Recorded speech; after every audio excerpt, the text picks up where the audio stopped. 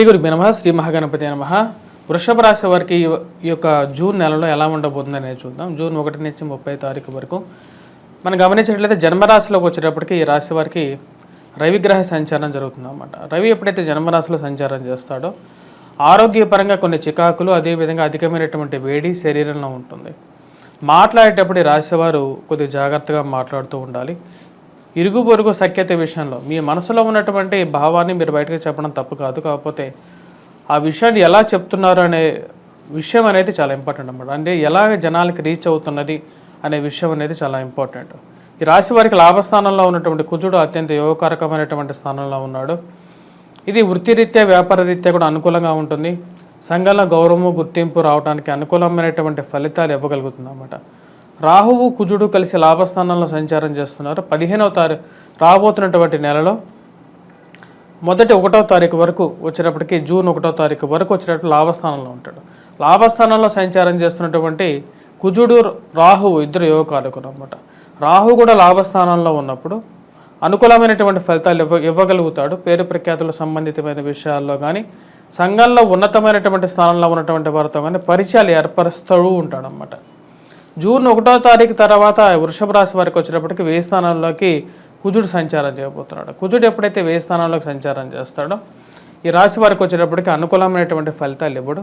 ఎందుకంటే వ్యయ స్థానంలోకి ఎప్పుడైతే కుజుడు వస్తాడో అంటే స్వస్థానమైనప్పటికీ కూడా వ్యయ స్థానంలోకి కుజుడు రావటం వల్ల ఖర్చు అనేది ఎక్కువగా ఉంటుంది. ఆరోగ్యపరంగా కొన్ని చికాకులు అనేవి ఉంటాయి. అధికమైనటువంటి ఖర్చు విషయంలో తగు జాగ్రత్తలు తీసుకోవాలి. ముఖ్యంగా మోసపూరితమైనటువంటి మాటలను నమ్మి మీరు ఇన్వెస్ట్మెంట్స్ చేయొద్దు. మిమ్మల్ని ముందుకు నెట్టి ఆ తమాషాను చూడడానికి కొంతమంది వెయిట్ చేస్తూ ఉంటారు అన్నమాట. అంటే మీరు ముందుకు నెడుతుంటారు, దాని తర్వాత మీరు ఎలా కష్టపడుతున్నారు అని చెప్పి బయట నుంచి చప్పట్లు కొట్టేవాళ్ళు కొంతమంది ఉంటారు. అలాంటి మాటలు నమ్మి మీరు మీ యొక్క స్థితిని ఆలోచించుకొని అప్పు కానీ లేకుండా ఉంటే ఇన్వెస్ట్మెంట్ కానీ లేకుండా వ్యాపారం కానీ మీరు చేయగలుగుతానా లేదా అనే విషయాన్ని తెలుసుకున్న తర్వాతే మీరు ముందుకు వెళ్ళండి. అంతేగాని ఎవరో చేస్తారని చెప్పి విషయంలో వెళ్ళొద్దు.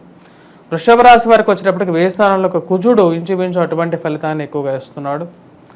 వైవాహిక జీవిత సంబంధితమైన విషయాల్లో కానీ జీవిత భాగస్వామి ఆరోగ్య సంబంధితమైన విషయాల్లో తగు జాగ్రత్తలు తీసుకోవాలి. జన్మరాశిలో ఉన్నటువంటి రవి మొదటి 15 రోజులు యోగ్యాన్ని ఇవ్వట్లేదు. గురువు కూడా జన్మరాశిలో ఉన్నాడు. వివాహ ప్రయత్న సంబంధితమైన విషయాలు సానుకూలపడడానికి అవకాశం అనేది గోచరిస్తూ ఉన్నది.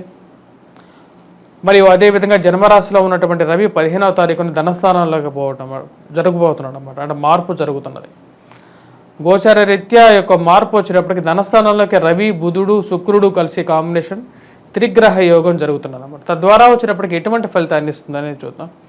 వృషభ రాశి వారికి ఎప్పుడైతే ధనస్థానంలోకి యొక్క మార్పు జరుగుతుందో ఇది రవి ఎప్పుడైతే ధనస్థానంలోకి మారుతాడో కొద్దిగా అధికమైనటువంటి ఖర్చును సూచిస్తుంది అన్నమాట. ఖర్చు అదేవిధంగా ఫ్రెండ్స్ అండ్ రిలేటివ్స్తో చిన్న మాటల విషయంలో జాగ్రత్తగా ఉండండి.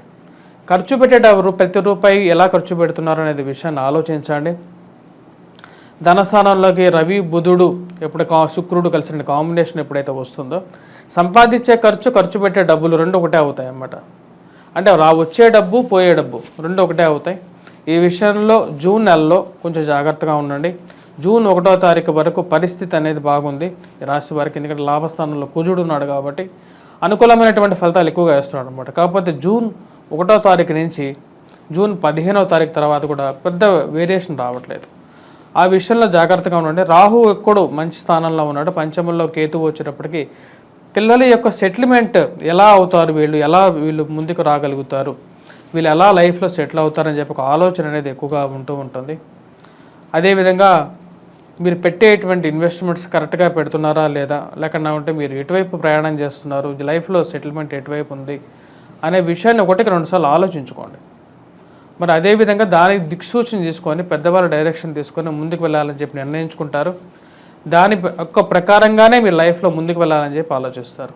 పోటీ పరీక్షల కోసం ప్రిపేర్ అవుతున్నటువంటి వారికి కష్టపడి చదవాల్సినటువంటి ముఖ్యమైనటువంటి సూచన. ఈ రాశి వారికి జన్మరాశిలో సంచారం చేసినటువంటి గురువు అంత అనుకూలమైనటువంటి ఫలితాలు ఇవ్వట్లేదు. వివాహ ప్రయత్న సంబంధితమైన విషయాల్లో సానుకూలమైనటువంటి ఫలితాలైనా వస్తాయి. 15వ తారీఖు తర్వాత ఆరోగ్య సంబంధితమైన విషయాల్లో కూడా కొంచెం అనుకూలత అనేది ఎక్కువగా ఉంటుంది. రాను మీ యొక్క ఫలితాల్లో మెరుగుపడుతూ ఉంటుంది అన్నమాట. అంటే జూన్ మొదటి వారం కన్నా జూన్లో చివరి వారం ఏదైతే ఉంటుందో 4వ వారం ఏదైతే ఉంటుందో ఆ వారానికి ఈ యొక్క ఇంప్రూవ్మెంట్ అనేది గ్రాడ్యువల్గా ఉంటుంది ఈ యొక్క నెలలో.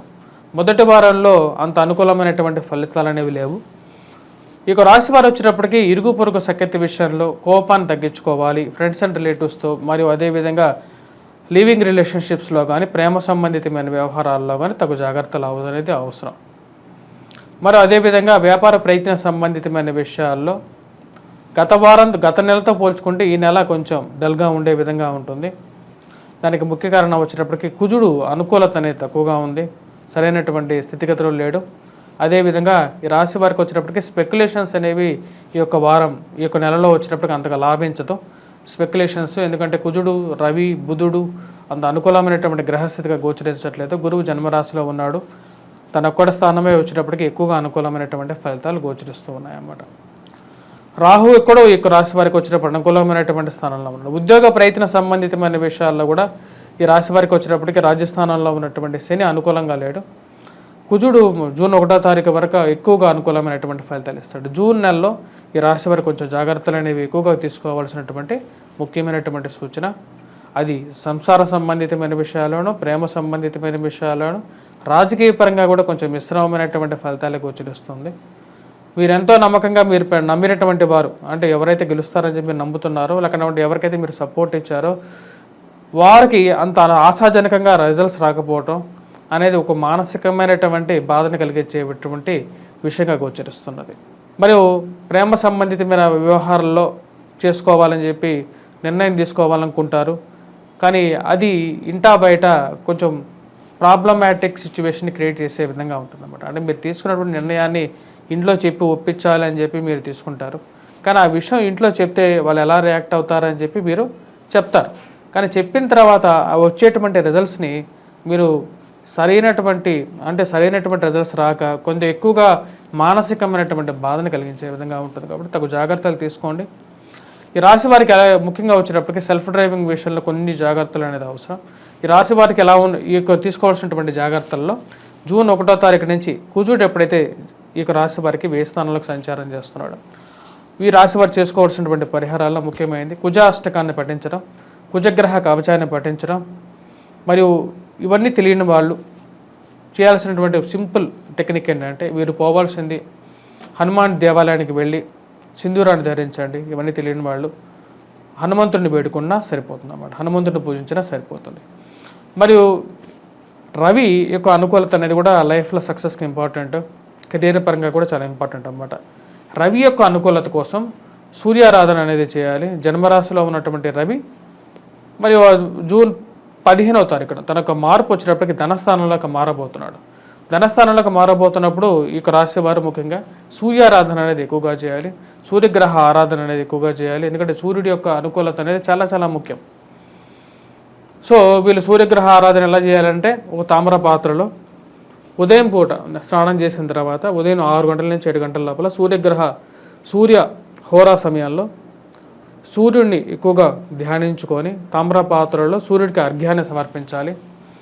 మరి అదేవిధంగా ఎవరైతే ఉదయం 6 నుంచి 7 లోపల ఒక లవంగాన్ని, అంటే సూర్యుడు ఉన్నటువంటి నిష్పత్తి కలిగినటువంటి ఒక లవణం అన్నమాట, లవంగాన్ని ఒకటి వేసుకొని కొంచెం చప్పరించండి. ప్రతిరోజు సూర్యుడి యొక్క బలం అనేది పెరుగుతుంది అన్నమాట.